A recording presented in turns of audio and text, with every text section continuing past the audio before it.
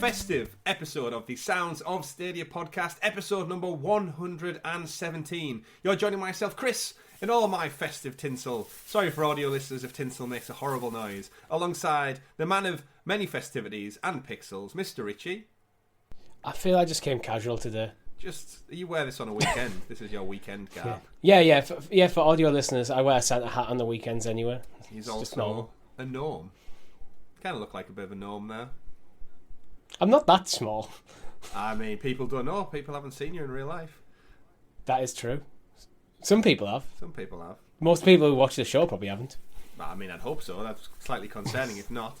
For what is, everyone, I want to stop thinking this tinsel now, because it's either going to irritate my neck or it's going to piss off our audio listeners. So welcome, folks, to another great episode of the Sounds of Stadia podcast, your weekly show where we round up all of the Stadia and gaming news for your listening or viewing pleasure right here on youtube.com/Hades Cloud Games, or out there on your podcast service of choice, which right now, Richie, off the bat, we have to let our audio listeners out there, the good couple hundred of you who tune in every week on Google Podcasts, Apple Podcasts, SoundCloud, Pocket Casts, all of those, on Spotify.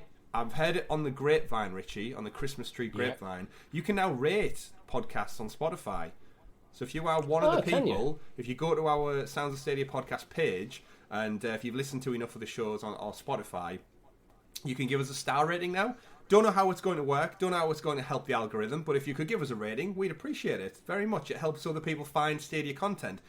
Just like clicking like down below, will, subscribing and hitting that bell so you're kept in the loop with all of the Stadia content we bring you here, like our first looks, like our Let's Play series, like our Thursday night live streams, and the side quest show we always do. We've got a great show. What have you done? Have you rated us, Richie? I'm about to. When you go into the show, you can go into the triple dots and there's a section that says rate show. Rate show? What would you give us after 117 episodes? Oh, it says I have to listen to the show first. I mean, that's only fair. That's only fair. You've got to listen to the show. Yeah. But you know what? I actually like that feature. It means people can't just jump in and... Yeah, I have listened to some of our shows on Spotify, but I tend to watch it on YouTube instead. Yeah, I prefer watching podcasts on YouTube as well. Just like hundreds of you do every single week. So welcome for, as I said, a festive episode. This is Christmas week, folks. It is, at the time this will go live, it will be the 20th of December. So only 5 more days until merry old St. Nick slides down your chimney, steals your pies and your carrots, and does whatever else he gets up to. Or it might be the Grinch who shows Isn't he meant to give you gifts, not steal from you? No, he takes mince pies and stuff now. Who knows? Everyone's got their own beliefs and traditions. But not too long. So if you've been a good girl or a good little boy out there, hopefully you might have a Premier Edition under your tree. I'm sure there's a lot of people out there getting Premier Editions this very Christmas. Great show lined up, Richie. It's Christmas. We've dug deep into Santa's sack to pull out all the best treats, all of the latest news. Not like that. We've got stories from the Assassin's Creed world with Ubisoft. We've got new games potentially coming in the Sniper Elite franchise, ties to other games, exciting new rumours. We're going to be paying a visit to the rumour mill this festive season, Richie. Digging that out and talking about everything else in the world of gaming. So, before we do start with everything, we probably just want to pause for a moment, thank all of our members, viewers, listeners, everyone who's stuck with us throughout 2020, 2021, and into 2020 as well. Thank you very much. We do hope you all have a very Merry Christmas with your family, friends, and loved ones. It's a very special time of the day. It's been a tough year for everybody, so hopefully just take stock, take some time to relax, enjoy a video game or two, enjoy some mulled wine, or are you a fan of eggnog, Richie? I don't think I've ever had it. I think the concept of egg in an alcoholic drink just doesn't sound good to me. No, it really... Now, we have over in the UK snowballs, which... Is that eggnog? Yeah. I think it might be. It's yellow and people only drink it at Christmas, so that tells me... It's weird drink, I just don't touch it. I just eat the cherries. That's my thing. I just go for what, the glacier, glacier. And then drink the juice. They're good. But yes, we do hope everyone out there has a great time. Just relax, take some time with your family. Obviously, those working, shout out to everyone in emergency services and stuff who unfortunately don't get some well-deserved time off and rest. You're doing amazing work, so keep that up. It's been, again, a tough year for everybody, but we'll see it through. We'll get through to 2022, which will hopefully be much, much better. But yes, don't let that impede you having some fun. Enjoy some food, festivities, and play some games out there, folks, because that's what it's all about. Enjoy wherever you have fun the most. Richie, as we get into the show, we usually run for about an hour or so, of course. We've got a very special episode lined up next week. So even though we are in the Christmas season, we won't be skipping a week. Basically, Chris is a slave driver and he's making us work. That's what I do. That's what I do here, even though I don't pay you at all, or you don't pay me at all. But yes, you won't be missing an episode. So I know some people out there love it as part of your routine. Next Monday, the day after Boxing Day, it's a bank holiday here in the UK. But do not fear, it will be up same bat time, same bat channel, episode 118. And you know what, folks? We may even have a little surprise for you all to celebrate Christmas and New Year. So keep an eye out for next week. But of course, we're here for this show. I will point out I may cough at some point, so I do apologise. I've got a chest infection. I've not slept much in the last 3-4 days. I've probably had a handful of hours worth of sleep. I've got my fluids here with me. I've got two drinks just to keep me going. I've got a thing of Cavonia for chesty coughs as well, just to help out. Cough medicine with clout, those will know that. And I've got a little sidekick with me as well, who's going to see me through the show this Christmas as well. Of course, Book of Boba Fett starting soon. Little baby Yoda there celebrating Christmas, as all Jedis do, as per tradition. I've got one on the windowsill behind me, but he's not wearing a Santa hat. Everybody has a little Grogu out there somewhere. But Richie, let's get to some gaming topical news and discussion. That's what the fine folks are here for. That's what they've tuned in for. This week, this past Thursday, you and myself dove into the new free-to-play Battle Royale 2D animal chaotic action that is Super Animal Royale on Stadia with our lovely community out there. Give us your first thoughts, Richie. I really enjoyed this. It's like PUBG, only it's a lot faster paced. The maps are smaller and it's in 2D. It's just good fun. And what animal were you? What was your animal of choice? I was a skull cat. A skull cat. That's what I call it, a skull cat. I was just a fox. Purple skull cat. Fantastic, Mr. Fox, nonetheless. But yes, I'd echo that. We played a good couple of rounds. Funnily enough, we had the most fun not in the main game, but in the zombie spin-off. Yeah, it's really good fun, because the problem with the main game, with any battle royales you have, is if you're not very good, you're going to die quickly, and then you have the first stage of the game where you're just collecting weapons, and then you die. Instant death. And then it's like, all right, it can be quite difficult to get into them, but with the zombie mode, you came back as a zombie chicken. So you got to keep playing. It reminds me of anyone who played Time Splitters out there, the virus mode. So on the map of however many people, one would start infected, and then as they would work their way through the map, they'd slowly convert everybody over to their team. So eventually it ends up being the survivors versus the infected.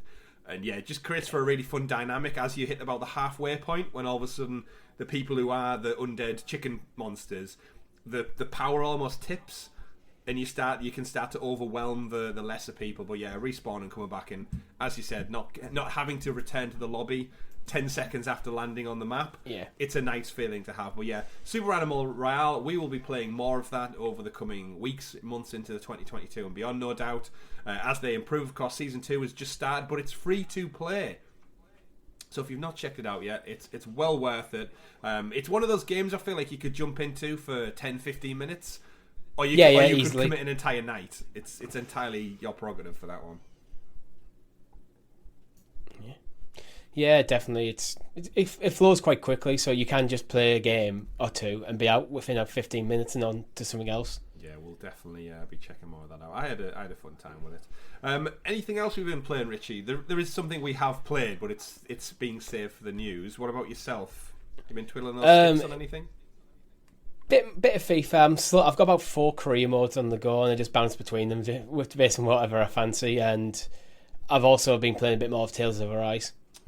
Digging into the old Tales game. It won a few more awards over the last week, I've noticed. As various outlets put out different... I think IGN put out a few awards and stuff as well.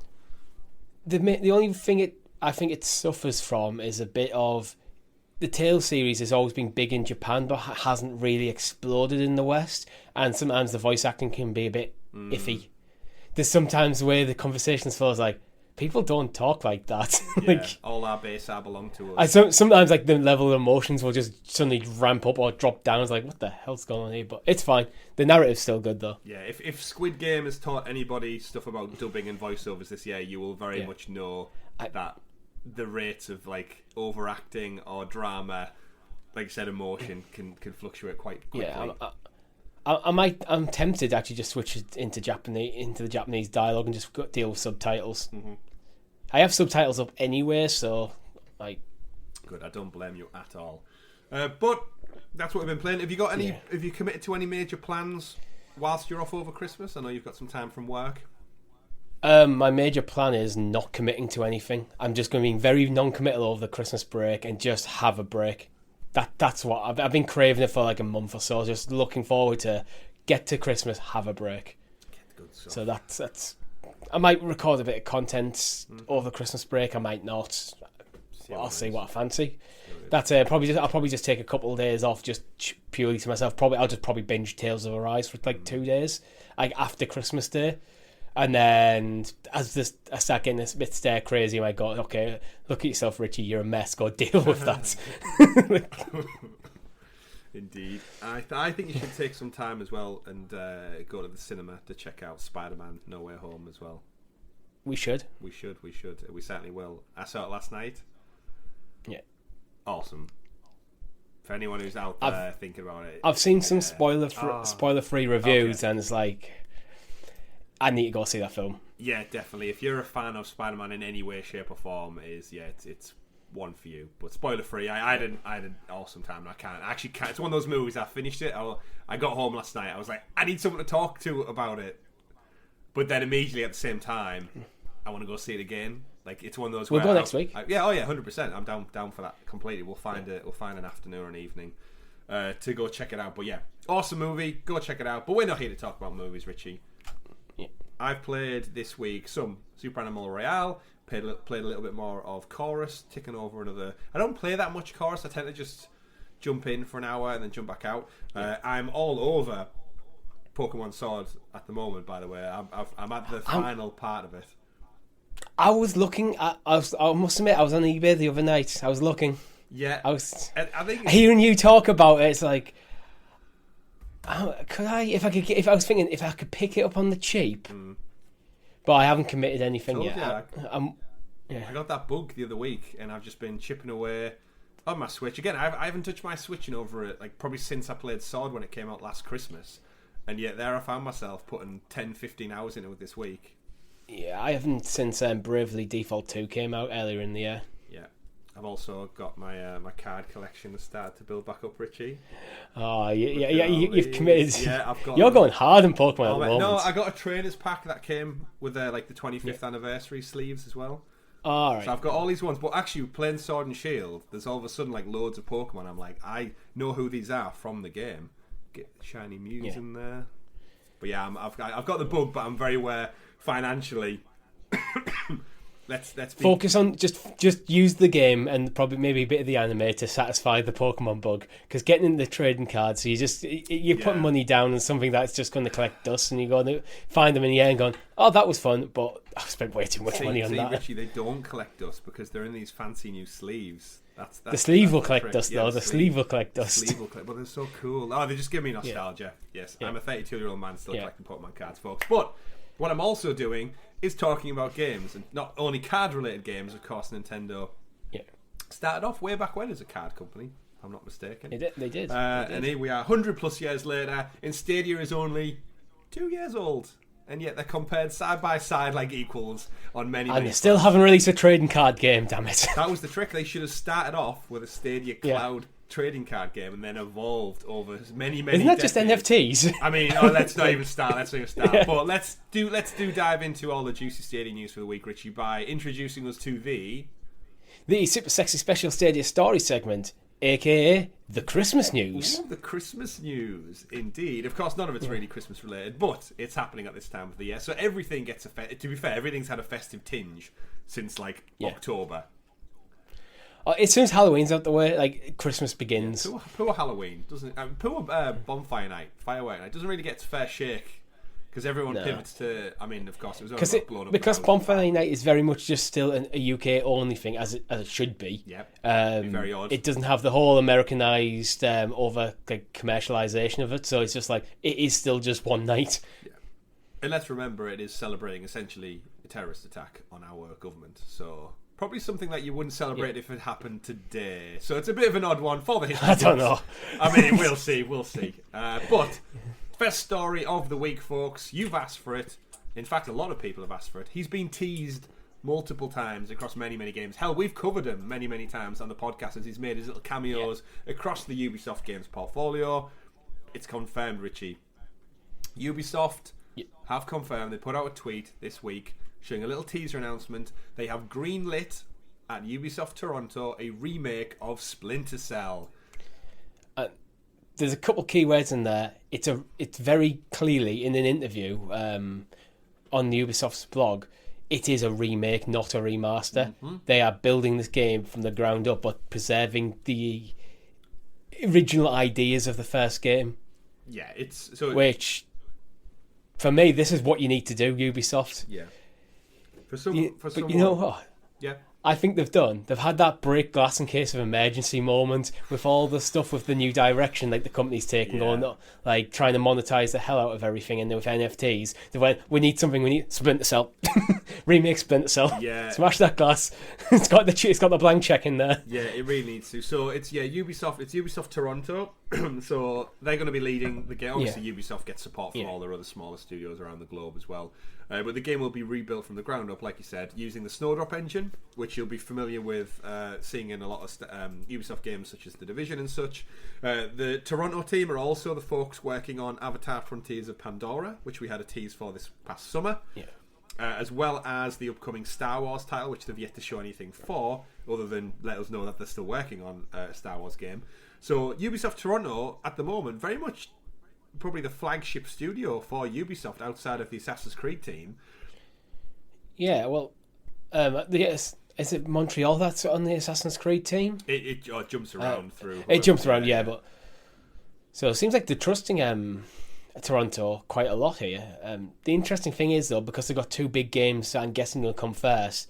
This is going to be well enough in the distance. Yeah, I have a feeling that this news story would have been kept in the dark for quite a while longer. If it wasn't for the probably the NFT news, if it wasn't for the backlash, and that reaction. Yeah, if you think about all the stuff they've had to deal with all of the legal goings on with like HR, well-being, workplace related stuff, and then the NFTs alongside like Heartlands and was it Heartlands? Frontline not landing well. I feel like they've had about 3 or 4 beats back to back to back, which haven't been accepted by the gaming industry. It's not just a few isolated stories though with Ubisoft. It's kind of the direction as a corporation they're moving in. Yeah. That's ruffled people's feathers a bit.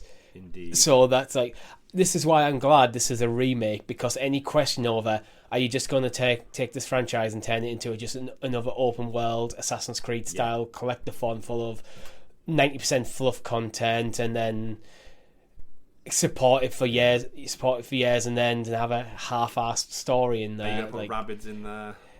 Yeah, it's that, with this being a remake of the original game, it's like going, okay, you can play the original game and get a good idea what this game should be. Yeah. But with a modern twist to it. Well, that's it, yeah. So to reiterate what I've said, new generation visuals and gameplay and the dynamic lighting and shadows the series is known for. They've got an interview. If you go check out the news.ubisoft's blog, they asked Matt West, who's one of the creative leads on the team, you're approaching it as a remake instead of a remaster. And again, he says, and I quote from the article, to me, a remake takes what you do in a remaster and goes a little bit further. The original Splinter Cell is a lot that was amazing and revolutionary at the time, but it did come out 19 years ago. The gaming public now has a more refined palette. So the idea of a remake as opposed to a remaster was probably the preference of choice. And I think that makes sense. I don't really like his definitions there, because I'd say a remaster is you take the game as it is, give it a lick of polish, up-res it, and move on to the more modern hardware, like fix some bugs, but the game is inherently, from the code level, the same game that it always was. Where a remake, I take it as you take their initial design concepts and do it again, just from scratch. Yeah. So he seems to think it's like, I see what he's meaning. It's like you are taking it another step further, but for me, it's a completely different approach. Yeah. It's an interesting one, isn't it? Because we've seen, obviously, Dead Space has been teased in a similar fashion, where they know the stuff that made the original game so beloved, like the horror, the stuff, but they're going to very much just crank it up to the max. And I feel with a remake, I don't think there's any necessarily beats in Splinter Cell that are kind of like like obviously there's great moments in it, but they could essentially retell that story like Bond did with Casino Royale. It was the same story, but just changed like enough for modern times. Well, actually, the thing is, because things like the story and stuff are already kind of fixed, a lot of the level design will be kind of fixed already. They're probably skipping a couple of steps there with a remake. It's like, I think the best example for me of a remake is Final Fantasy VII, because that game is still Final Fantasy VII, but it's not the same game as the original Final Fantasy VII. It's only half. If that makes sense, it's like, yeah, there's that. The fact it's probably a half, if not only a third of the game, but it's like the game plays very differently, but it is still all the things that make Final Fantasy VII special are still there. Yeah, they also go on in the interview to say the phrase "stealth action refined" from the original game has proved to be essentially the guiding light through the early stages of this development. Which again, it goes to say, I think, in the void that's left by Metal Gear Solid, Kojima's moved on to other things. Yeah. That kind of stealth, espionage, action, single-player, story-driven content. We see it in other games where they go off and do amazing story content, and I think people there is a thirst for it. And we saw, like, let's face it, Sony's entire first-party success, and arguably what drove the PS4 to do so well, was its titles like Uncharted, The Last of Us, God of War, Horizon. Yeah. They're all single-player stories that, yes, they don't sell the massive millions that Call of Duties and stuff do, and sports games, but they bring people over because that's what audiences want. They sell enough that Sony's happy to keep making them. Yeah. And that's the thing. That's one of the things why I think people get... I know I get upset with Ubisoft when it feels like sometimes they've just taking things off a production line and they're trying to fit all these mechanics and ideas and monetization strategies into any game they can. And you often, I think, to the detriment of the game itself. Like, trying to turn everything into this online, persistent, shared world is not always the best. Yeah. I'm very pessimistic about Assassin's Creed Infinity, to be honest, because of that. It's like, no, I'd rather you go a different route with Assassin's Creed, because this game is inherently, for me, a single-player game. So really focus on that line, like really drive home the single-player experience.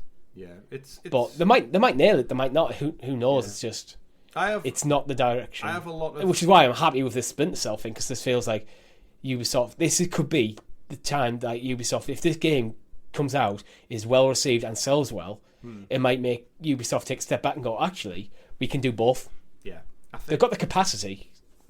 Yeah. Oh, yeah, they definitely have the capacity. But it just makes me think, when you've got teams working on like X-Define and stuff like that, those funds and that talent could have been used in such better areas. Again, it's just my opinion. I'm sure there are people out there who love it. But for me, who's only ever dabbled in Splinter Cell, is a massive Metal Gear Solid fan, and I'm a big fan of Ubisoft games, as we know, this could be like a great jumping on point to not only re-energise people who beloved franchise from yesteryear, but also new people who are looking for like something different.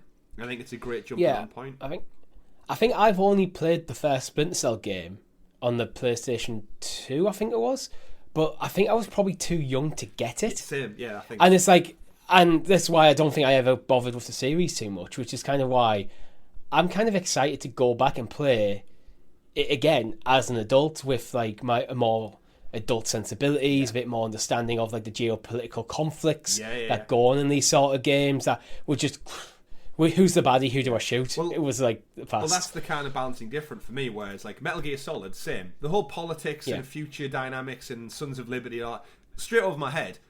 Cool ass bad guys, crazy psycho mantis people, and people who can dodge bullets and are half a vampire or whatever with bionic legs and all that kind of stuff.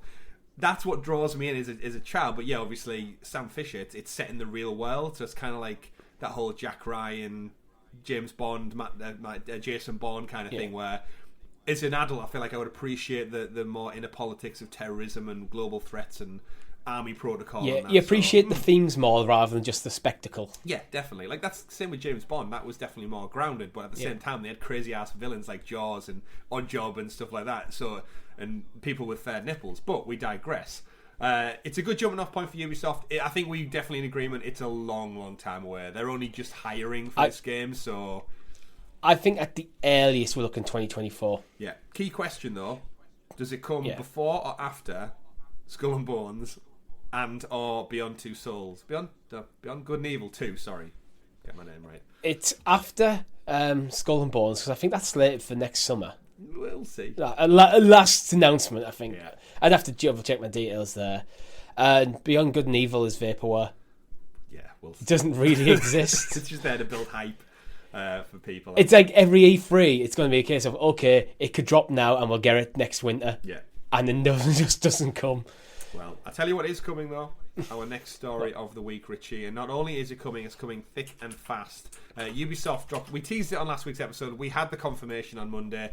Ubisoft has finally lifted the lid, Richie, and Ragnarok is coming to Assassin's Creed Valhalla next March. They've lifted the lid for Valhalla for its second year, which they've confirmed. It will be additional to the Season Pass, but it started off with some DLC crossover. We'll talk about our next story. These stories are probably in the wrong order, I'm realising now as I'm talking about them. But essentially, Valhalla is going to be a massive 35-hour mythological expansion, which is just insane. So we've had leaks come through for probably the last month or so. We've covered it. But as we dive into it, yes, March the 10th, it kicks off with the Dawn of Ragnarok, developed by the same people who made Assassin's Creed Rogue, so that is Ubisoft Sophia. They've just actually released that, of course, on Stadia, Assassin's Creed Rogue. This is a hulking mythological chapter, like I said, weighs in at 35 hours, has its own feature map, and it's not going to take place in England. However, the map is going to be about 1/3 of the size of England from the main game. And primarily, we are going to visit the Asgardian realms, one of the 9 realms, and more importantly, the Dwarven realm, I want to say Svartalheim. Svartalheim. Yep. I want to say, I'll probably pronounce that wrong, but either way. To quote from Eurogamer, the realm is being invaded by fiery Muspelheim warriors, bringing new enemies to fight and godlike powers to learn. More fantastical abilities, such as being able to infuse weapons with elemental powers, teleportation arrows, and the ability to resurrect enemies on your side will feature. New divine gear sets, new stories, villains, and in the meanwhile, you will be focusing on Odin, obviously as Odin, and your son Balder, which everyone will remember if they played God of War, with the fiery demon Surtur, which everyone will remember from Thor Ragnarok. It's the big fiery guy with the horns. Oh no, Thor's in a cage. That kind of. It's almost as if all these franchises are based on the same mythology. Yeah, almost. So yes, you'll face off a base against the big lava demon, and I'm hyped for this. My favourite thing about Assassin's Creed Origins was delving properly into like the gods and Anubis warriors and stuff like, and God of Ra and Osiris. The fact this is really, really doubling down on Ragnarok and the end of the world, and it just sounds cool.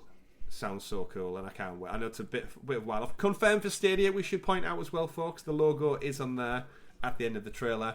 I don't mind paying the extra, and this is again back to our Ubisoft Splinter Cell conversation just now.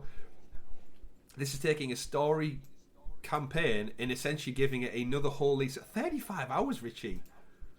And we know that can be quality content because our kind of attached story to this one, as part of it, is this whole kind of announcement event kicked off with us, you and me, travelling back to Assassin's Creed Odyssey to team up with Cassandra as she essentially gets tied in with Valhalla in a crossover story spanning the ages, which is insane. So to kind of confirm that is a free DLC story with Cassandra in the older game Assassin's Creed Odyssey, which brings that character across to Assassin's Creed Valhalla, leading into next spring's launch of Ragnarok.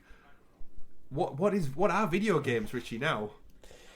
Yeah, it seems Ubisoft and Assassin's Creed are taking a weird route at the moment, where they've decided they're continuing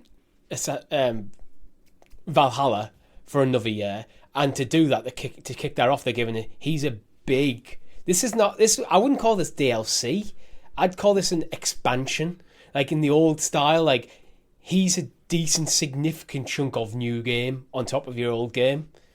But with the crossover stuff, I could be really excited for this if they keep dropping them as like just a kind of like free DLCs into previous titles. That kind of continues Cassandra's story, so we really get to know more what she got up to. Because spoilers,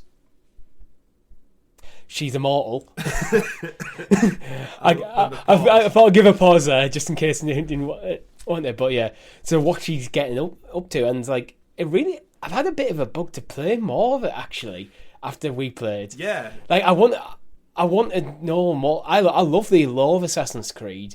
I think sometimes the execution of the games isn't fantastic. That's my bugbear with Assassin's Creed. Is like, it could be better. Yeah, that's why I always feel with Assassin's Creed. This could be so much better. But no, apart from Infinity, which I don't have very little interest in at the moment until more information of what that is comes out. And what little information we have, I don't really like the sound of. Continuing Valhalla, Assassin's Creed crossover stories, these sound like good ideas. It's one of those moments, if you go watch, because it's available on our channel, folks, if you want to go check out my and Richie's adventure back to Odyssey. It's just one of those things where we said many times on this show that games look beautiful and gorgeous nowadays, and going back to sun-baked ancient Greece and seeing like just the sights and playing as Cassandra, and again it's a game we've not played for probably well over a year and a half since we finished our Road to Valhalla series, and it's still like pick it up and play. It took a little bit while to get used to the controls again, but then all of a sudden you remember like we bumped into some old friends as part of the story DLC, and you're kind of like, oh, I remember. You get kind of like almost like a nostalgia hit a little bit. And then it leaned into that a bit as well, actually. Yeah. And then from that, now we know her character's going to continue into Valhalla, which you and me have both put 100 plus hours into. There's a whole spoiler cast for Valhalla up on our channel. And then it's just kind of like, where does it go? Do we keep just building on it? And then we've got the Ragnarok Valhalla, and it's a crazy world that we live in where we've already had 100 plus hours out of Valhalla, and it's going to give more. And in fact, they're going to go back to Odyssey, and it just it's so awesome. And as someone who loves mythology, like I've always been such a fan of the Assassin's Creed franchise because I'm such a sucker for like ancient Greece, ancient Egypt, ancient Rome. Give me all that stuff. Like anything baked in mythology is it's so rich for storytelling. And that's why everyone goes back to it. But you're definitely right with the Ragnarok thing. There is definitely something in the air. I think MCU kicked it off. Did the MCU kick it off, or did MCU take it from it? Because we've got God of War. Well, the thing is, Thor's all, and then Valhalla, all within such a tight. With Thor being a major MCU character, Ragnarok was always going to be on the cards, and it just seems. I think for any like Viking, Scandinavian mythology, Ragnarok is kind of one of the biggest stories to come out of that, the most well known, the most widespread. So a lot of franchises are just going to lean on that if they need something big. Yeah. But Ragnarok was brought up time and time again during Valhalla when you were like playing as Odin. Yeah, that's true. Because that's what he was trying to prevent. He was trying to prevent it, wasn't he? Yeah. Well, I mean, that's we'd all try and prevent it if we could. But I'm interested. I'm interested to see how their take on the characters that we already know. So again, from playing PlayStation 4's God of War, we've met Baldur. He's not in the MCU, but we've met him as one of Odin's other children. We know Odin is like in mythology. Odin's an arsehole. He's not the amazing father he is in the Thor MCU movies. Like he's a bit of a CUNT. Well, that's it. With these big mythological characters, there's a lot of scope that you can do to just redefine what that character is to suit your own franchise. Where Odin in the MCU and Odin in Assassin's Creed and Valhalla, they're based off the mythology, but they're not. It's not when no one's saying this is Odin. This is everything Odin is in like the original mythology. Interpretation's always good. A little Easter egg for you, Richie. You know Surtur in Thor Ragnarok, big fire demon guy, voiced by none other than Clancy Brown, aka Mr. Krabs from SpongeBob. Yeah, nice little one in there. Right, let's move on, Richie. We've talked to death about Assassin's Creed and Ubisoft, but more to look out for. Check out the crossover stories. As we said, it's free. We are going to have our crossover look of the Valhalla Part 2 segment. At some point, we'll record it. I don't know when, Richie, but we'll get to it. Next story number 3 for the week. We've got a title that is coming to Stadia, confirmed for 2022, but we don't know when. So reading from our friends over at Stadia Source, Dan and the crew, The developers Dotemu have confirmed that Windjammers 2 is coming out with a January release date. However, Stadia will not be releasing on January as with other platforms. They've confirmed over on Twitter that it will be released later on Stadia. We'll let you know as soon as we've got information. So Windjammers, Richie, it's essentially, I don't know what is it volleyball? I'm not entirely sure. It looks like you'd get on an air hockey table. It's almost like an air hockey table. The interesting thing about this is, I think this was in the initial slate of games announced for Stadia. Was that not Windjammers 1? It might have been Windjammers 1, but we haven't got. I don't think it ever came. No, I don't think it did. And until this news dropped, I completely forgot about it. I was like, actually, yeah, this is a game we were expecting for the last 2 years. Yeah, now you're saying it out loud, I'm kind of thinking, I think you might be right. Is it on? Let's have a look. Let's do some live research for just Windjammers. Of course, if you are a fan of all things Stadia news, don't forget to head over to stadiasource.com to be kept in the loop. They do have a search bar. It's just got Windjammers 2 news, so it might just be kind of like... I might be misremembering, something in our mind. It sounds about right. As soon as you said it out loud, I was thinking, yeah, actually, that rings a bell for me too. But yeah, Windjammers 2, air hockey. Again, I don't think it's a massive game necessarily. It's probably an ideal pro game, quite frankly. But either way, it's delayed. It's coming a little bit later, which is unfortunate. But more games. We need something in the lineup for 2022.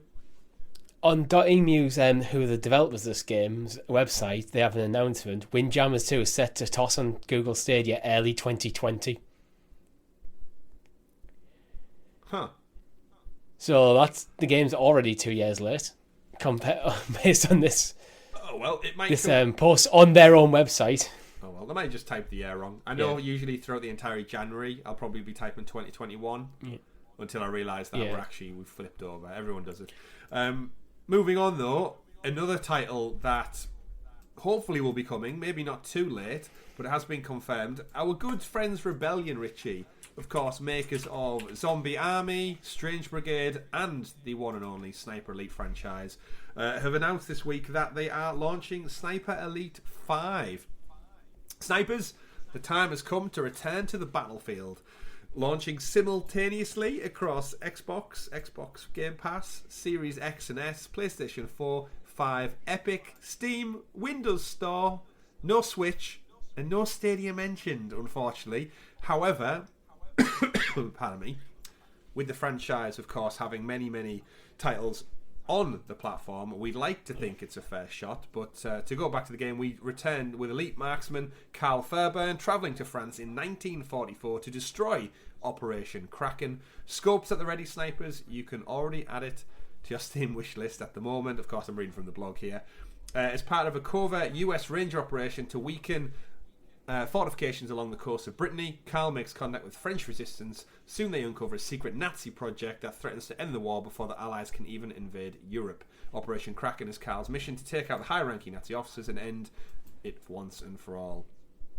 Based upon real events, tells a story with an expansive campaign, advanced gunplay, physics and traversal, high-caliber customization, invasive mode drop-in PvP, tense adversarial multiplayer? Never heard that word before. Adversarial. Is it adversarial? Don't like it. Either way, an enhanced kill cam, which we know Sniper Elite is famed for, those kind of like X-ray, bullet shot, bone crunching, testicle popping action. It's been announced, Richie, coming out next year. Yeah. No Stadia announcement, which I'm surprised at. But then again, we're used to this, right? Yeah. I'm not gonna have a rant. Like we could. I hope it comes to Stadia. I expect it to come to Stadia. I'll leave it there. Well, I'm trying to think. Zombie Army and the rest of the titles, they weren't day and date. They came after the fact. Like Zombie Army was already out. Sniper Elite 4 was already on market. And as far as my memory serves, anyway. So getting it later wouldn't be no surprise. But I just think Rebellion, their games run great on Stadia for the most part, and they've supported them quite well with content. That we know they're only a AA studio, so they're not quite EA Ubisoft levels. Yeah. But yeah, it's just a shame. This would be one of the ones I would have earmarked for a definite. Well, the fact that it's coming to Xbox One and PS4 as well as the new stuff True. suggests it's not going to be an issue of the power of the hardware. Yeah, true. I mean, they were never the most graphically intense titles anyway. Maybe they're just the platforms that are confirmed at this time. Stadia might be still in the works. Yeah, I wouldn't be surprised. They might be still in discussions as well. But this just goes to, I guess, titles for 2022 and beyond. We're very quiet on that. Well, on the Western front, funnily enough, as far as that goes. Following on from that, we also have an update from Zombie Army 4, which is coming. So Zombie Army 4 Dead War did tease an update for the month of December. They teased it actually back in October, I think, but it's finally arrived. Some of the features, if you guys are still playing Zombie Army 4, they've added new maps, new content, crossplay, only for PC and PlayStation yet, so give it time, we'll see, as we return to hell with Cal, the zombie characters that appear in different missions as well. New guns, new weapons, new bundles, new customizations, new additions to the Horde mode. And specific though, they have added stuff for just Stadia. So they've gone back in and done a bunch of tweaks and fixes as well. But I know we've had a lot of fun in Zombie Army 4, Richie, but it's not something we've been back to in recent memory. No, we played this year, or was it just last year? I mean, if you ask me, I'd probably say it was this year, but time has been so weird since March 2020. It's hard to actually say if it was this year or last year. Might have to look into it at one point. Yeah, I mean, I enjoy Zombie Army 4. I'd enjoy Sniper Elite 5 more, though, if you're listening, Rebellion. Get over onto that one. But just a little bit of snippet news coming from that one. Another story of the week that's, again, loosely tied to Stadia is System Shock. Some of you may be familiar with the name System Shock, of almost like Bioshock fame. Koch Media. Of course, Richie, we listened to their presentation this summer. They teased a lot. It was fantastic. They teased a lot of titles, but they've got final confirmation. They've pulled a trailer together.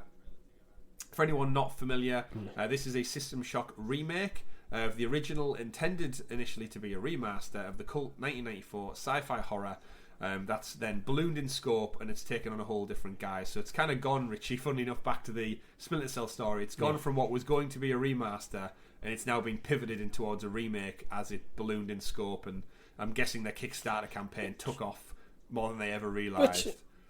Which I think is good. Yeah. To be honest, like a remasters can be fine for just bring things to the next into new generations and new hardware, but sometimes older games do need that remake treatment to really get the best out of it. Yeah, completely agree. And again, as someone who hasn't played them but is a massive fan of Bioshock, there's essentially they're almost they're spiritual successors, but they're not connected. It's kind of Bioshock in space. So you're stranded, you're on your own. You get all these kind of human advancements on mechanics, similar to Cyberpunk, which gives you powers in turn, and it's a bit eerie, and you listen and read things through audio logs and environmental storytelling kind of thing. But again, 1994 was a long time ago by now, so hopefully we won't have to wait too long. Again, the reason we bring it up is Koch Media. They've got a part of the Embracer group, THQ Nordic, all those guys. They do have a lot of titles on the platform, so again, we should probably put a pin in it now and just say every bit of news we're probably going to talk about between now and whenever the next Google event is going to be speculation, because we don't, again, it could be a whole episode, we know that. We don't have a roadmap for 2022 beyond Avatar, Frontiers of Pandora and Rainbow Six Extraction, both from Ubisoft. Yeah, the one thing I kind of reason why I think, although it's coming from Koch Media, why it might not come to Stadia is the fact that it's crowdfunded. Yeah, but that could work. That makes things and against, couldn't it? Yeah, but it's like they're not. If something's crowdfunded, they're not going to port it to a platform that they don't think they're might not see a good enough return on to take that extra load. I think they'd rather put that money into making the game better. Yeah. Well, I think that is probably the downside of it. Well, this is where you. It also makes the scope for Google to just drop a bag of cash. Yeah. Like, we like what you've seen. There's $500,000. How about you port it over? And for all we know, we don't know what tools these guys are working with. I saw this week people saying, we've seen Amazon Luna apparently looking to recruit people to work with Linux. Yeah, I've seen that. It's not as part of the news because it's obviously Amazon Luna related and such, but interesting to see that the competition is now potentially, because again Microsoft has the whole Windows ecosystem nailed down, and I think these bigger companies like Amazon, Google and Epic are potentially looking at thinking, how can we disrupt it so Microsoft don't have the monopoly they've had for the last 3 decades. Yeah, the thing with Linux is because it's open source, you can just take a build of Linux and do whatever the hell you like to it to make it suit your needs, which is basically what Google have done with Stadia. Yeah. Where Microsoft, Windows is what it is. Yeah. Like Microsoft have the ability and their funds and the legal ability to make effectively a new version of Windows, which is what Xbox basically is. Xbox is Windows, just with a lot of the crap ripped out that you don't need for a games console. Like paid. Yeah. Where Amazon on the back end might be looking at Windows and there's just a lot of stuff that they don't want in there. Either don't need in there, that's taking resources away. Uh-huh.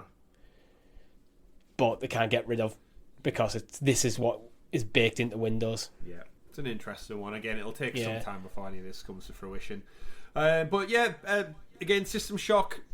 Don't really know much about it, but I've been a big fan and a big ask from me from the Stadia team, and 2K has been get the BioShock trilogy on this platform. We think there's going to be something in the pipeline for next year. It's long rumoured. We know BioShock 4 is starting to see leaks and teasers coming out, and I would love kind of like a remake, a remaster. I know we only got the trilogy like a few years ago, so it's iffy, but it's great marketing to get your collection out, I think, before the next iteration. And the reason I like System Shock is because it's part of the same universe as BioShock. And after doing some research, Richie, we found out it's also part of the same world as Gone Home. If anyone's played Gone Home. Which is so a weird one, but okay. Yeah, because these games are very, very, very different. Indeed, yeah. There's some news out there, you can go find it, but there's references made in Gone Home to Minerva's Den, which is the BioShock 2 DLC, and vice versa to System Shock. So it's a Gone Home though, good game. It is a great game. I'd love, again, another title I'd love to see. That's one of the kind of conversations we'll probably talk about in the new year. But Stadia has managed to smash out 100 extra games this year. And they did over 100 last year, and I've seen the comparisons made with saying like Nintendo Switch and other platforms, how they didn't have anywhere near this output in their opening years. But yeah, it's a different world we're in. We could go into it now, but I think there's a difference between quantity and quality. Yeah, we'll put a pin in it for 2022. Yeah. But moving on to next story of the week, away from System Shock and some things that are coming. We know some things that are coming, albeit maybe a little bit later now. So the Division 2, back to some Ubisoft news, have tweeted out this week saying that their second year of content, which wasn't initially planned, but then the Division 2 has done so well for them, they announced in the summer that they're going to be doubling down and bringing us a whole other year of content for the Division. It's been delayed.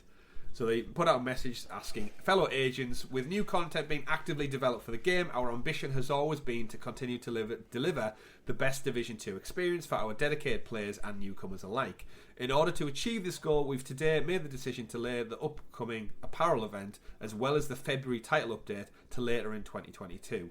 We understand it's disappointing. We strongly believe that this extra time will allow us to create and continue building towards our vision for the future of the Division 2. So there's a bunch of delays that come with it, but again, I think this is obviously Ubisoft reacted to how well the Division took initially. I'm a firm believer that I really wish these games as a service, they didn't get sequels, they just became a platform unto themselves. Yeah, I mean, from the first few stories in the show, I'm pretty much not a big fan of games as a service. But when games like The Division, that is what the game is. That is, from the ground up, this is part of the design of it. This isn't like, well, how do we make Assassin's Creed games as a service? This is what the game is. Like, if you like it, great, here you go. If you don't, then it's not for you. So I was like, I'm with you though for something like The Divisions. Like, just drop the number and just keep adding content. Yeah. I don't, unless the plan, maybe if you're going to plan, this is what they could do with the Assassin's Creed Infinity treatment. Forget Assassin's Creed Infinity, just make the Division Infinity. Division Infinity. And then just, we're going to start, here's a new world, and we're just going to keep adding to this. Well, I mean, it's worked for... I know Destiny's a whole different kettle of fish, and I hate the fact that Destiny 2 is called Destiny 2, because inevitably we will get a Destiny 3 at some point. But I can't... We might not, though, because it keeps supporting Destiny 2. Well, it seems like they've made that leap. Well, they made the commitment. It was like a 10-year plan, right? As soon as they launched, they said, we have a 10-year plan. And they're obviously doubling down on it. I think the plan was for this. Was it for Destiny as a series, though? But it seems like they've just gone, you know what? We're just going to keep making more Destiny 2. Because they finally eventually stopped pretending they weren't an MMO. Yeah. But I like the Division, and I think it does have a place for, like, we've gone back to it. I think it might have been this year, last year, I can't remember. But it's one of those where if it's just added content constantly, I would go back to it. Rather than give me a Division 3, just give me some new, like, online chapters, and we'll go from there. But see, I like the Division, but I'd like it equally as well if other people weren't playing. The other people being in the world does nothing for me. Yeah, you can cut them out. You can play it single player, but it makes the game hard. Yeah. It's ironic how we want single player, but we want games to be games of service, and it's again no wonder. Well, I'm very much a big advocate. I'm a single player gamer pretty much through and through. I don't mind dabbling in multiplayer games, but that's just me. It's just what I want to get out of games. Yeah, interesting one. But so it's been delayed, folks. But again, we would rather they delayed it and made it right, rather than it arrive early, fall off the cliff, drop off the radar, and then all of a sudden the Division's dead in the water until we get Division 3. I'd rather it was delayed a little bit. We get a massive boon next summer maybe at E3, big announcement, big reveal, new content is available now, and everyone logs back online and plays it. Like I'm sure we'll see with Destiny and the Witch Queen in the start of next year. Right. Richie, we have to take a side step at the moment. Would you like to join me in visiting the rumour mill? Yeah, let's go. Now, we don't usually visit the rumour mill. However, there's a couple of stories that I've dropped this week from a Twitter user, part of the Stadia community. You may know him. At Stoked for Good has done some digging, and his stories have been brought up on StadiaSource.com.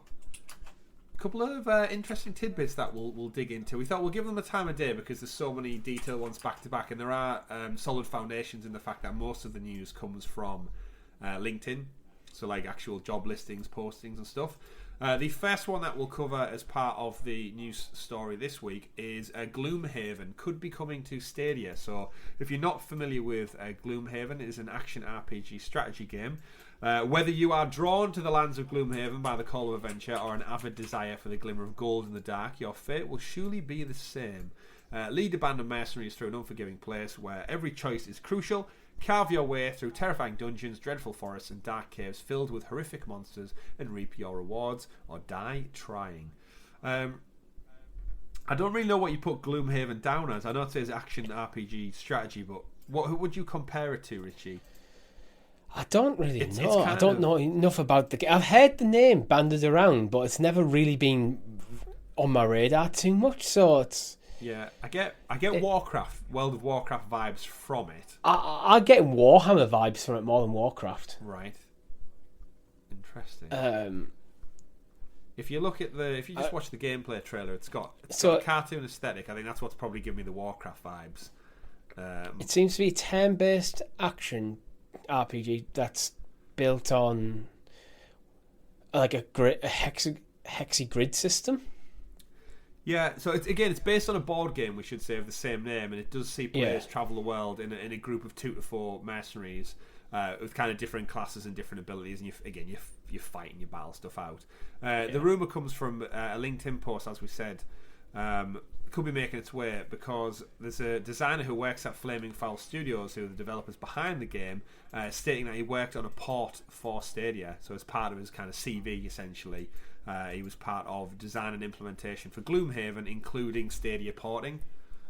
So that obviously is part of a personal CV on a jobs application board. So take it with a pinch of salt. It'd be an odd thing to boast about though on a CV if it wasn't real. It's not like, it's if it wasn't real, I don't know why you'd put it on there. It's because it's not like a prestige. Oh yeah, I was porting Gloomhaven to Stadia. It's It's not like, oh yeah, I was a creative lead on Uncharted 2. Yeah. Like, it's a See, I would have said yes, but remember this past summer, someone spent their entire time making a Mandalorian game to look like it was on Stadia. That is true. So this was a lot easier to do. Quickly type up a couple of. But that bullet guy points. actually made that though. Yeah, he did completely. So he was the creative director on a fake Mandalorian game. Again, Stadia is such a weird one to get a read on because the variety of games on the platform undoubtedly is all over the place. We've got family, we've got action, we've got AAA, we've got indie, we've got pro, we've got touch implementation games, we've just kind of got a bit of everything, which is great. Spice is the flavour of life. What's the quote? Spice is the flavour of life? No, it's not. Life is... I don't know. I'm full of cold. Anyway, this is one theory we've got. I'm guessing it might be some point in the pipeline for 2022 at this point. Again, don't know too much about Gloomhaven, but variety is the spice of life. Variety, not spice, is the life of spice. I could do with some spice actually up my nose right now. I'm totally blocked. You know that triangle of your head, like your forehead to your kind of sinuses and stuff.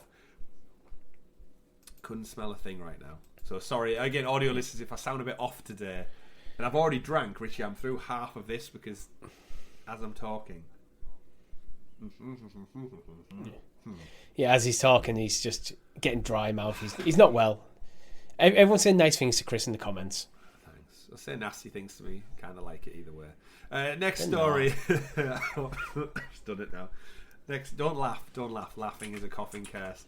Next rumour of the week comes from a similar thing. Again, stuff for good.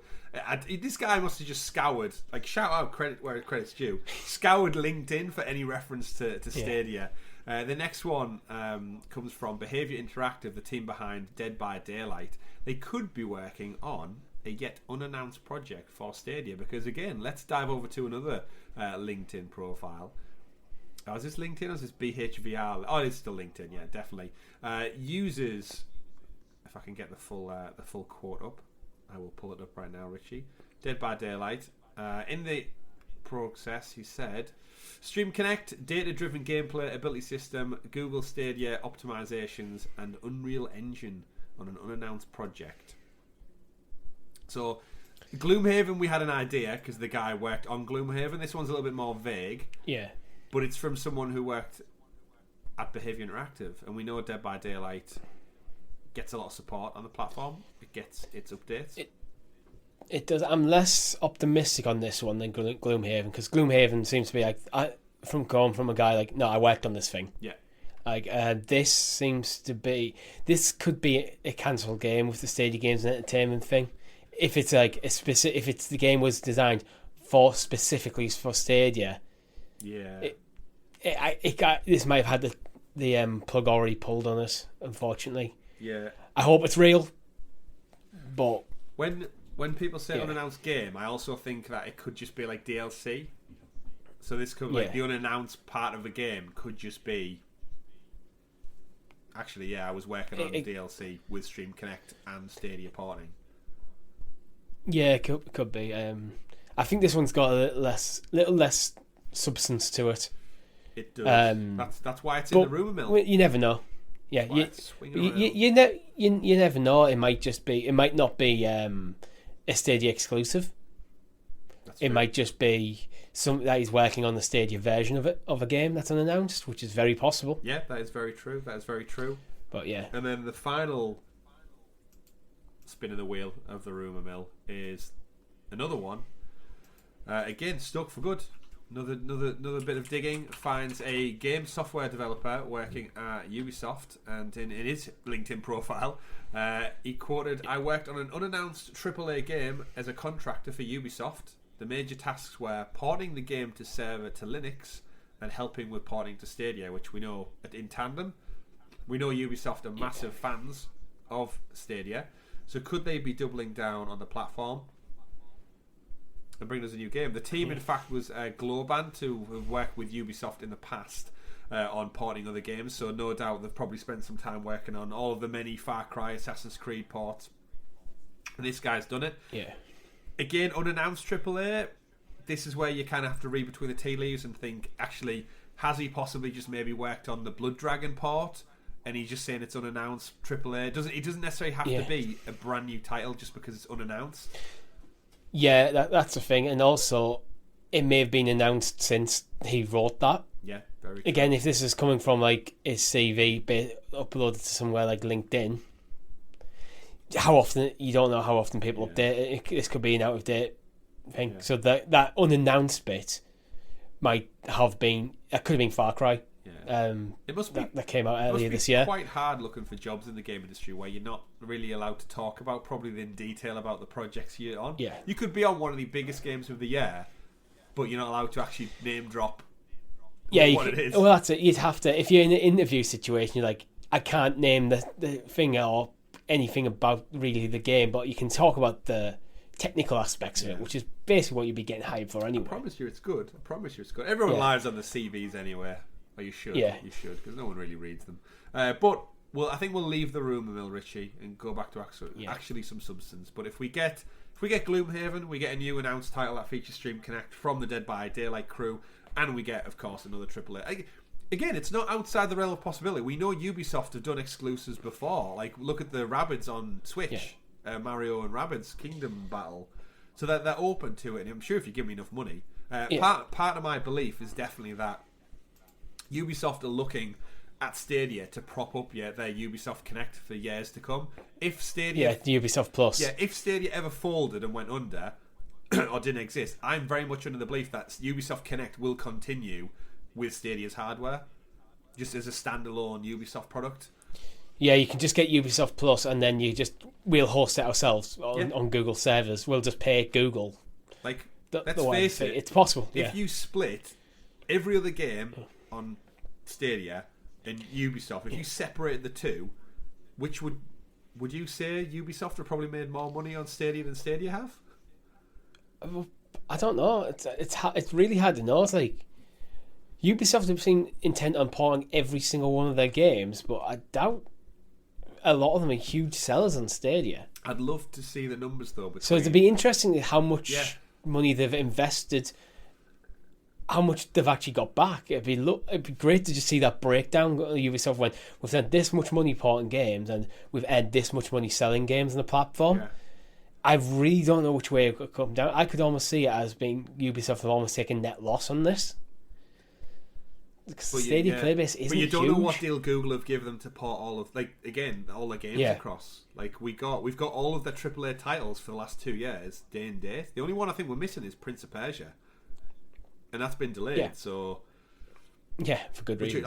With confidence, we can talk about Splinter Cell with probably a lot of confidence because we've had Far Cry, we've had Valhalla. We've had Odyssey, we've got Origins. They're going into the back catalogue as well, so I think that's another thing with the Ubisoft conversation is not only they're putting out their day-and-date AAA games, they're also going back over and bringing us Far Cry 4. Blood Dragon comes out. I know, actually, there is a bit of a pin for Blood Dragon because it's actually out now for Far Cry 6 Season Pass holders, but we have to wait till January. But they are doing it. They're still going back and digging in. I don't.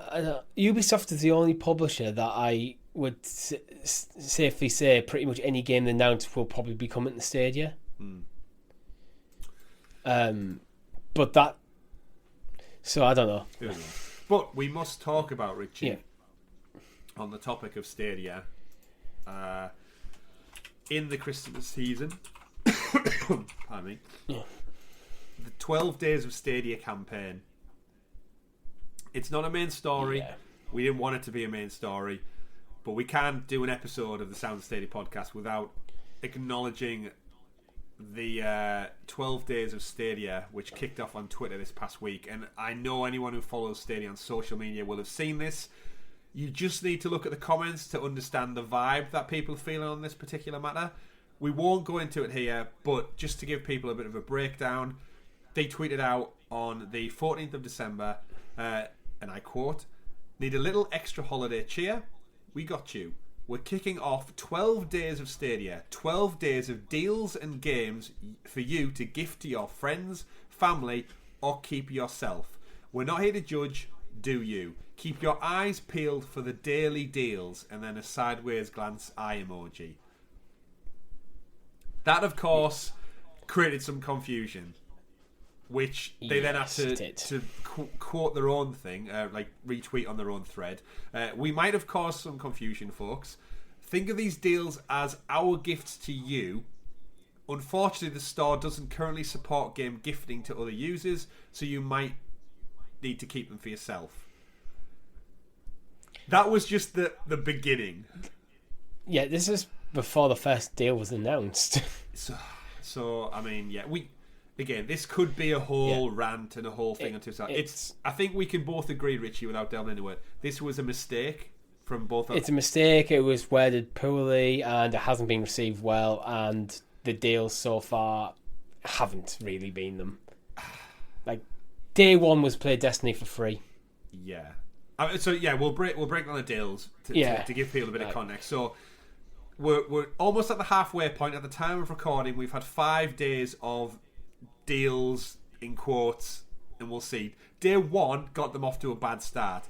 Played Destiny 2 for free. Destiny 2 has been free since November 2020. It's a free-to-play game. Over a year. Not that much of a deal. I mean, you can argue there's some truth to it, because with Stadia you don't need to buy anything to play it. You could just, I've got an old Chromebook, I can now play Destiny for free if you have a Gmail account. Yes. Without giving anyone any money. Yeah. So, but again, it's the context of the whole thing, which is why I think it's... As a Christmas present from Stadia, it's not a deal that you're offering, really. That's just the concept. I've just described the concept of the platform. Yeah, it's some combination between the wording, the timing, the content within, the community and the audience as a whole, all stacked up against it. Because then we moved on to day 2, which was the Assassin's Creed 3 remaster sale, which the sale was already live the day before.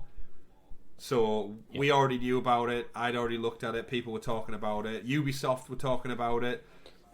Then that followed. I don't think this one's too bad, to be honest, because there is actually a sale associated with it. True. On a very old game, though, at the same time. But again, this is where we could delve in and break it apart bit by bit, but we won't. Day 3 was the Spiritfarer update for the game, the final complete one, which we covered on last week's show. So, again, a bit out of touch. The developers have already tweeted about it. I've seen it on other podcasts and stuff all week long, and then that's day 3 of a daily deal and gifts. Day 4 moved on to being Odyssey. Assassin's Creed Odyssey is free to play this weekend, so... At the time of recording, it was the weekend just gone. Again, we blah blah blah blah blah.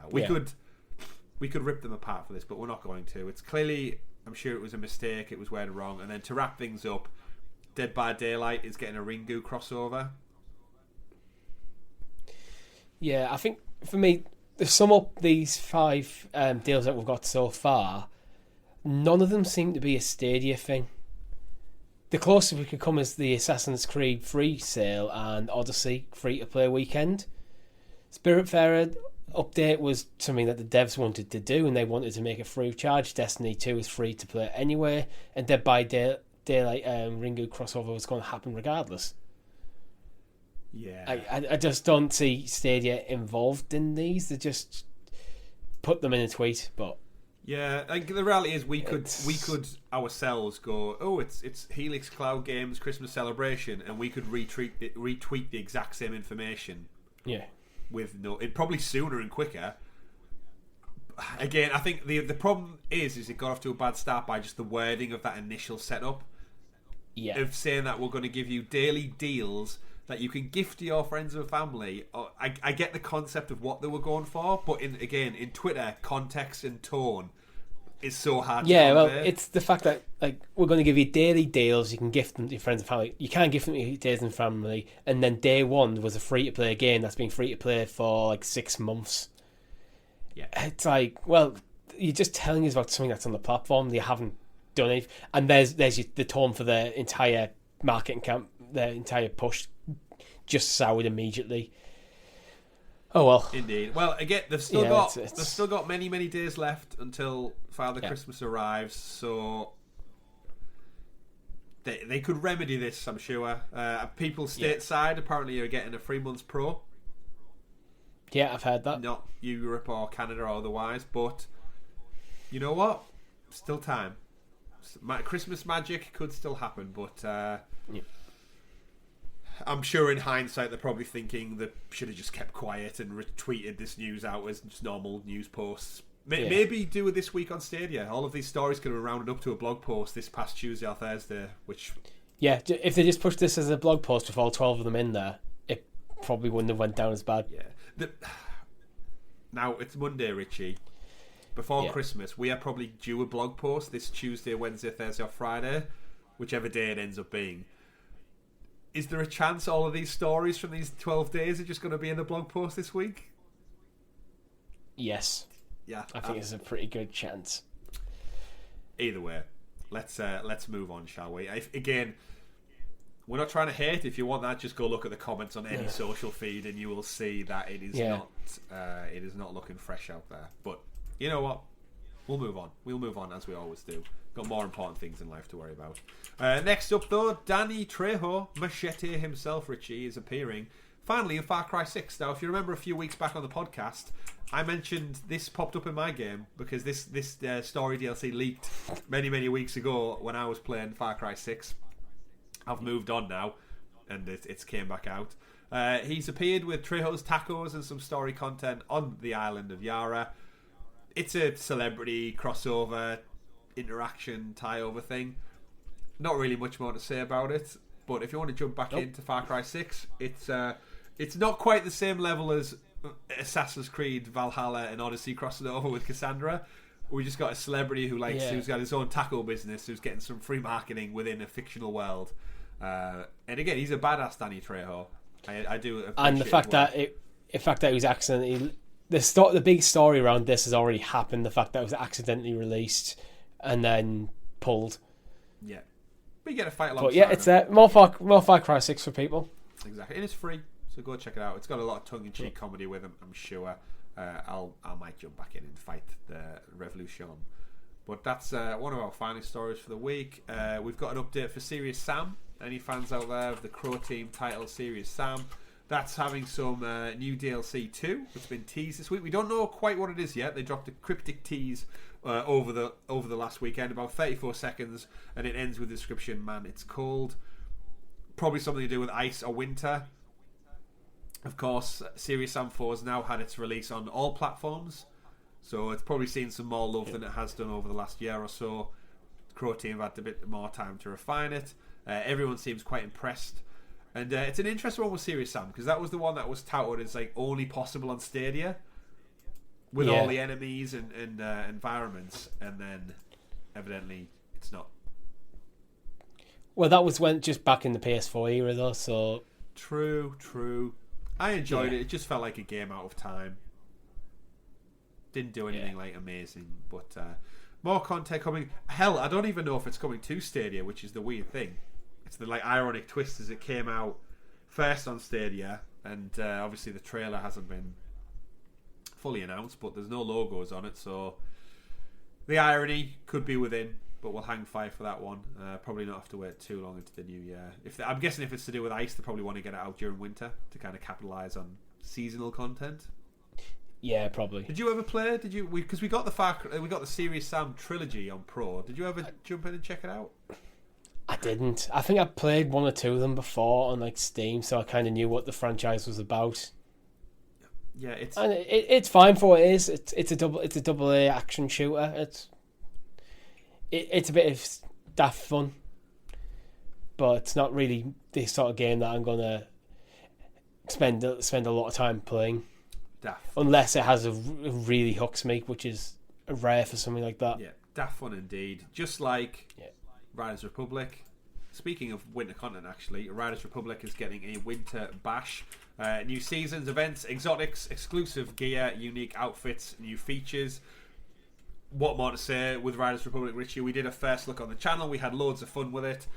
However, I think we both did say it's not a game we drop a full price purchase on. We'd probably pick it up on Ubisoft Plus or on a free-to-play weekend. My thing with Ubisoft Plus is I tend to focus like on one game for an extended period of time before moving to the next one, and Ubisoft Plus hasn't yet appealed to me to the point where okay, this is the game I want to play. I was thinking about it with Far Cry. I was thinking about it with things like Watch Dogs, and it just with Rainbow Six Siege, and I just never end up getting Ubisoft Plus. But this is one of the games that I think I would jump into time every now and again if I had it. Yeah, if it was sat there on your dashboard, just click, jump in, play. Or if this was on sale down to maybe £30, I'd probably pick it up. Yeah, well, that's true, yeah. Ubisoft sales come thick and fast, and we'll probably get January sales to boot. But yes, happy holidays on the Ridge. Head out there. Don't slip on the snow, because riding a bike in snow is quite hard with that minimal friction you get on the thin wheels, but we digress. Final story for the week. A new update will soon be arriving for Humankind. It is unfortunately coming a bit later to Stadia. It's going to be coming in about the April time. They've confirmed. Don't really know what the update's going to bring. I think it's just a major update. No actual news in there other than the update, but it's delayed. Humankind coming, and I've noticed as well the patch update. I should point out right at the end of the show here is 100 days. One of the lead developers over there has tweeted out saying that they're hoping to get the touchscreen input sorted for Christmas. I think 21st of December. Oh, cool. He tweeted out saying he showcased a clip of him dragging a farm or part of the vineyard over using his finger on his phone. So imminent. 100 days is fun. It's through testing right now. It's still a pro game to claim, so go pick it up, play it over Christmas, because who doesn't like mulled wine from the vineyard? But Richie, that brings us to an end of episode 117 of this very festive special edition of the Sounds of Stadia podcast. We've rounded up all the news for your listening or viewing pleasure, however you check out the show. We're going to have probably a bit of content drop on the channel over Christmas as per usual. Keep locked to the channel for our very special New Year's episode. We're going to be talking about Game of the Year, our Stadia Game of the Year. So we'll dish out some categories. We're very excited as well. We may have a special guest to round out the year, so keep your eyes peeled on that one. We are going to be recording it a little bit early, so if we do get any major news that drops on like Christmas Eve, sorry, but we're going to take some time off. We'll no doubt tweet about it. We'll be aware of it. We just won't cover it on next week's show because again, we're only human, and quite frankly, I want to go chill, spend some time, recover from this damn cold. I don't know if you can sense it yet, Richie, but either my brain has stopped working in the last 20 minutes. I'm starting to sniff. I need to go blow my nose. I've drank about half a gallon of liquid, and I need to take a break before we go and record side quest. What are we talking about? Make yourself a cup of tea. We're talking about the best Stadia presents this year. Presents or presents? Presents, as in gifts. Presents. Gifts. Not presents, as in where is it? Where have they been? Although that could be a side quest as well. That was last week. That was last week's side quest. Remember, side quest is for our members. You can get it up to 6 days early by clicking join on the YouTube video below for as little as 99p. Support me, support Richie, support Tom, and buying medicine, cough syrup. Someone please buy Chris some medicine. Antibiotics and all the rest. But you know what? We don't need that. We just need your love and support. And a bit of downtime, a bit of rest. So yes, once again, thank you for sticking with us throughout 2021 up until this Christmas time. Don't forget to have some much deserved rest and time with your family, your friends, playing some games, being merry, and just having a good time. And we'll be back same time next week. Nearly knocked the head off my little baby Yoda here as he celebrates. He's getting violent. I know he is. Yeah. Sorry. No, you. I'm getting violent. He gets violent. He's stronger than me. That's it for episode 117. Thank you very much, everyone. My name's been Chris. And I've been Richie. So it's a Merry Christmas from me. It would usually be a Feliz Navidad from Tom, but he's not here. And as per tradition, Richie, we throw it over to you to give our lovely German audience out there Frohe Weihnachten. Perfect. Das ist gut. Goodbye, everyone. Have a great Christmas. See you next Monday for our Game of the Year edition. Have a great week. Be merry. Goodbye.